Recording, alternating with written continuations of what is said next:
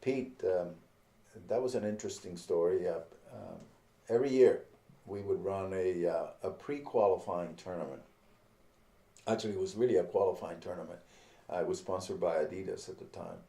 And we would invite no prize money, but we would invite all the top juniors, top college players, and even some of the older pros to play in a tournament, and they would play all in the same against each other in the same draw. And Pete Sampras, he was then 16, I believe. Yeah, he came down and played in the tournament, and he won a couple of matches, and then he ended up losing in the quarterfinals to actually the guy that was ranked seeded number one in that tournament. And so, and I watched the match, and I was so impressed with the way Pete played. Even though he lost the match and obviously didn't qualify,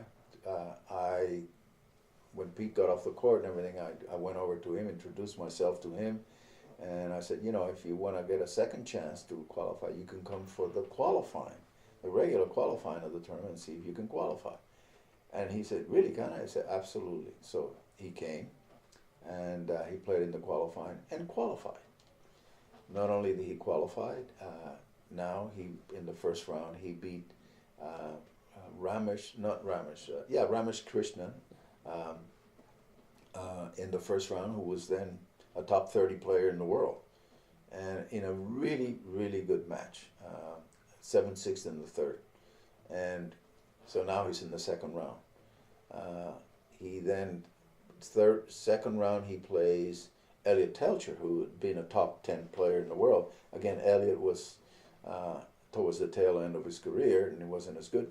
Pete beats him, you know. And finally, he loses, I believe, to Emilio Sanchez. I think he lost to Emilio Sanchez in the third round. But that was an amazing, you know, start for Pete. It took him this is in March of that year. The following year, Pete now starts winning tournaments. He won, I believe he won Philadelphia. So it didn't take him very long to start winning events. You know, he improved that quickly.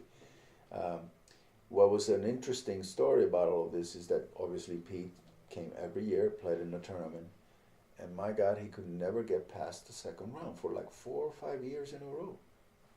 And he was the best player in the world. And he just could get past the second round. And so the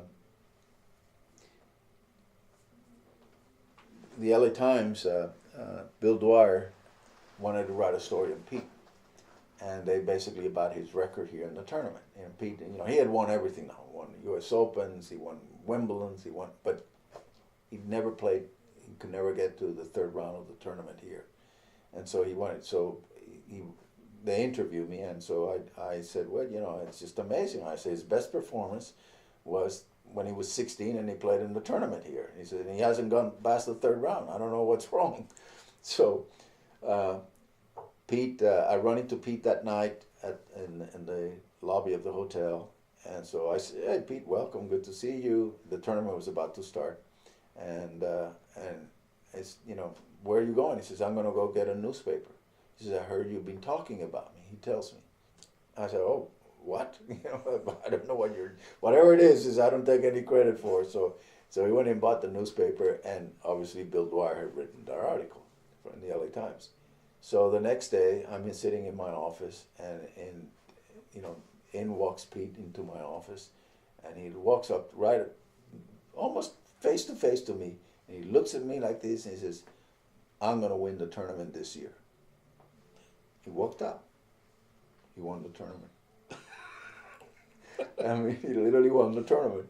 I said, that's great. And that shows you, you know, I mean, I wasn't trying to be mean. I was just trying to be factual, you know, or critical of him, you know, but he won the tournament. So, and he won it a couple more times too, so.